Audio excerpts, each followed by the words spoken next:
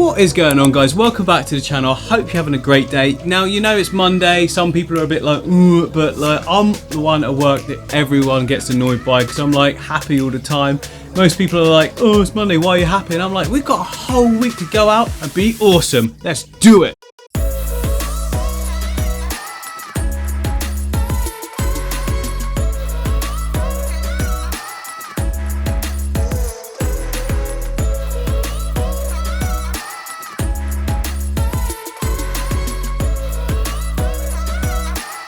So today we're going to be adding fish to my brand new aquarium. You can see behind me here. There's no filter in it. It's only just been set up, but there's a few tricks and tips I can give to you to enable you to be able to do this straight away. Now, if you're not experienced with fish keeping, you don't want to do this full stop, so find a normal way of cycling a tank. But if you know what you're doing, you've got established aquariums around you, and you're fully comfortable with doing big daily water changes for at least a few weeks, then you'll be okay. So currently, guys, the fish that will be going in that aquarium are down in this tank here. A little plant storage one, a couple of fish, but we're not ready to show you guys that yet, are we? Now, I said in the last video that adding mature tank water to a tank for me is of massive benefit. Some people disagree, some people do agree. But in my opinion, mature tank water is full of microorganisms. You know, it's not got chlorine in it or anything like that. And my planted tanks are actually very clean. So clean, in fact, that I don't actually do that many water changes either. Probably one every 2 weeks in a discus tank, and even then it's only like 20%. So many of you won't have the capabilities to do this, so adding fish straight away would not be for you, but we'll go over what you should do later on in the video. Now, one of the first things I like to do in any new setup is add in the snails. Now, my favourite snails are ram's horn snails. I've got pond snails. I've got all sorts of snails in my tanks. I have never bought a snail, but they are everywhere. That's just what they do. They reproduce quickly. And some people have said to me, MD, how do I get rid of snails? Like, one of my tanks has just exploded with snails. There's no tails in the tank. Now, quite often, what snails tend to do is they use waste in the tank, multiply, and then obviously if there's not enough waste or food for them to eat, the numbers sort of populate themselves or self-regulate. So don't worry, you will sometimes get a spurt in numbers, but then obviously you get your die off. Just make sure you're sucking out any of the empty shells because that can affect your water quality. But snail population does sort itself out. I have never worried about it, and it's always done that for me. And like I say, don't overfeed your fish because you'll just get waste everywhere. Fish will poo more, the snails will have more to eat. You don't want any of this. So I tend to feed my fish every other day, unless they're big eaters like the discus. They need food every day.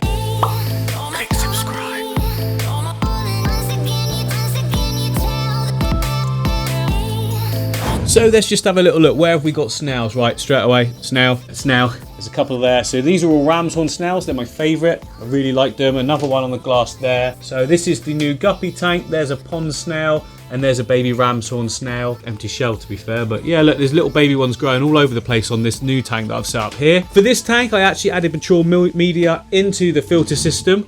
So that was why this was able to be added with fish straight away, because it was effectively a mature tank from the get-go. And then we've also got quite a lot of snails actually being produced now in the new angelfish aquarium. Angelfish coming soon, guys. So there, you know, there's a little one on there. I don't want two big ones. That's about a perfect size, look. So if I take this one, sorry fella, follow me. Now you don't have to worry about like temperature and whatnot with snails. They're pretty darn hardy. In fact, some people find them impossible to get rid of. But yeah, here we go. In you go, buddy. Ready? Bloop. Oh. Well, he's floating. There'll be a little air bubble trapped in. He'll sort it out. He'll work his own way down. We need more than one. So I want to put about 3 or 4 in this tank. Ah, I've just remembered. I know where there's loads of good size as well. Here we go. Hello, buddies. These are my Ranchu crew. Used to be just Ranchu, but now it's the Ranchu crew. There's Pumpkin. There's Ghost. And here's Ember. Ember's still growing. Doing very well. The other two, they seem to have sort of stayed about the same size now. I'm not too worried. They're loving it. They might be moving out of this aquarium soon, guys, because I've got something else planned. I can't talk about it yet because I'm not certain, but more on that later on. But there we go. Look, ram's horn. I don't want to put my arms right. Whoa, there's a beast. Look at these bad boys. Oh, there's one hiding back there as well. I'll tell you what, should we go for one big one in the new setup, and we can call it Gary, because why would we not call it Gary? From SpongeBob SquarePants. Come here, Gary. You're Gary, you're the chosen one. Right, Gary, in you go as well. Are you going to float or sink? You are going to sink. Yay, Gary. Okay, so that's quite a big snail. We've got a little snail. One more snail. Oh, look at that big one back there as well. We don't want two big ones. This little baby one. Come here. Look how good this moss looks as well, guys. Loving that. Come in a little baby one. And in you go. I'm spilling water everywhere. Yeah, sinker. Okay, so we've got the 3 snails in there. Now they will actually produce quite a lot of waste. And in a few days, the floor... I keep saying the floor. It's not the floor. Hang on, let me sort the white balance. There we go. Right, yeah, and in a few days, there you would see snail poo, like the little poo sticks, all over the floor of this tank. But that's good. That's what we want. You need waste to provide food for the beneficial bacteria, which will start colonizing on every surface straight away. The plants, the rocks, the sides of the aquarium, all in the substrate, all underneath it, so everywhere.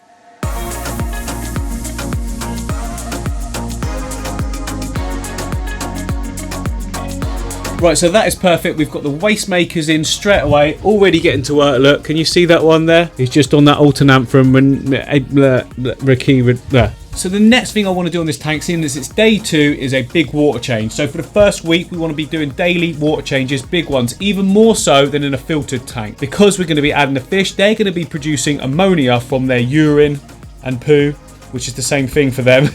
And if you aren't changing the water regularly, you're effectively poisoning them. But if you're willing to do big water changes, you're removing that waste and you're sort of putting your set point back to 0 again. Not quite 0, because you need some ammonia in there for the beneficial bacteria to colonize. This is called like a fish cycle rather than a fishless one. Sometimes if you do a fishless one, you add the ammonia through chemicals to give the beneficial bacteria food. But that's not what we're doing, because we've got a planted tank, and also we're only adding 2 tiny fish. So that's the key here. If you're going to put fish in to cycle your tank, you don't go adding an Oscar or something massive like that. That is cruel, not going to work, don't ever do it. But we are going to be adding tiny fish. Not these guys babies, something else. Well guys, I am really excited because this week, hopefully, well, fingers crossed, don't want to get too excited because we know what happened last time, but this week is supposed to be the week that we are going to receive the fish to go in both the aquariums you see behind me, the freshwater reef tank and the angelfish aquarium. So last week they were due to arrive, but because of problems at the moment with the pandemic, like courier services are operating at limited sort of availability, so it didn't happen. Might be the case this week as well. Don't want to get too excited, but I'm really struggling not to, because oh my god, it's going to be so cool. These tanks though, they're fully ready to go. I mean, I will add more bacteria when the fish are added as well, because you should just do that anyway. Normally you'd want to add in fish like gradually, but if you're getting stuff shipped to yourself, I don't have that option. I might put some of them in some storage tanks while I let the bacteria colonize in the filters over a week or so, but I'm also going to be chucking a load of beneficial bacteria with them. So the tank's had several large water changes already, but this is going to be the final sort of big water change, and then after that you don't want to do such big ones whilst fish are in there trying to get settled and that. And also when the bacteria is colonized, you just don't want to do massive water changes with fish in there. That's what I found anyway, especially planted tanks. It just upsets the balance. So I'm probably going to take down a good 30 to 40% on both tanks now and just clean them off. I'm not going to show you, of course, because you've seen me drain tanks before. Oh, screw it. Quick time lapse, go.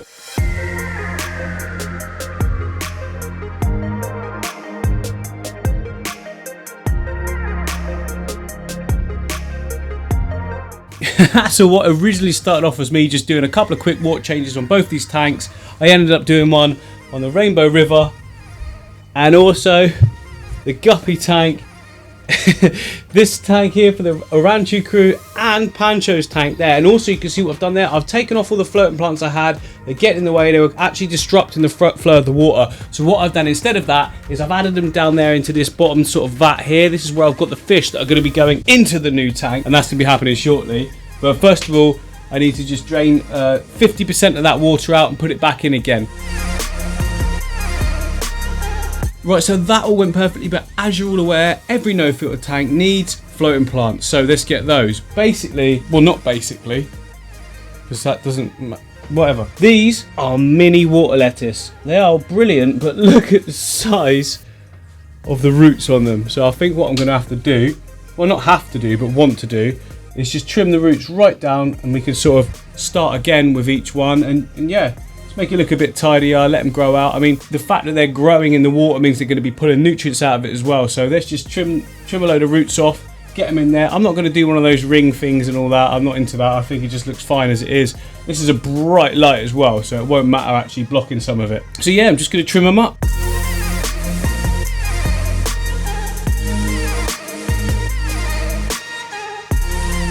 Alright, admittedly that looks a little bit weird, but you know, you're probably thinking, why am I just not using duckweed like I used to use?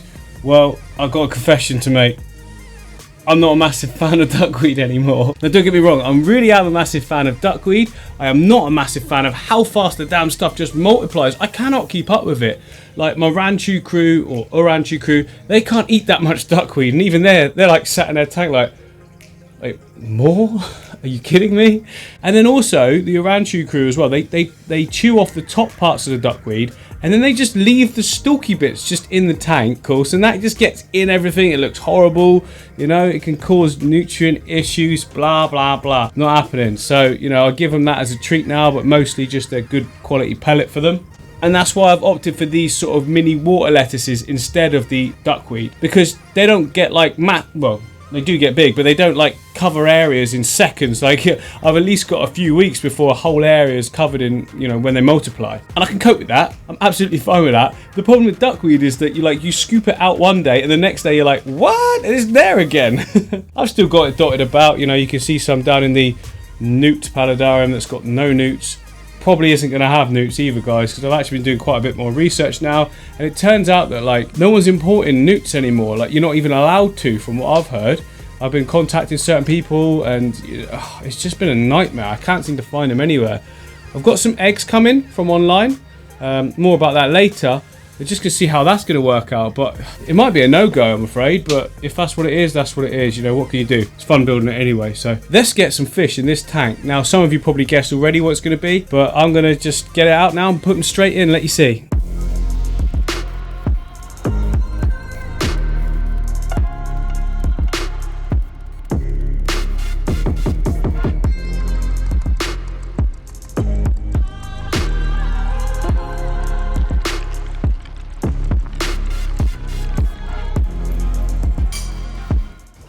There we have it, guys. Let me know in the comments if you guessed what they were. Can you guys see? Focus. There we go. It's the sparkling gourami, guys. Look at that. Such a beauty. So there's two sparkling gourami in here. Well, currently we can just see the one that's just there, nice and still. Obviously they're going to be a little bit spooked, just been put in a new tank. I mean, they're quite shy fish at the best of times, but you know, once they get to know you, they're all good. So yeah, there's two in here, guys. There's another one here, look, and I think that's a female. And I think that's the male, which is cool. So I've only got a few. I did have loads at one point, but I took a load back when I moved into this studio. I took a load of fish back, and I just kept my favourites. I got my two most yellow rice fish down there, 3 or 4 gouramis, I can't remember, sparkling gouramis. And then there was 2 of the best looking female guppies and 2 of the males.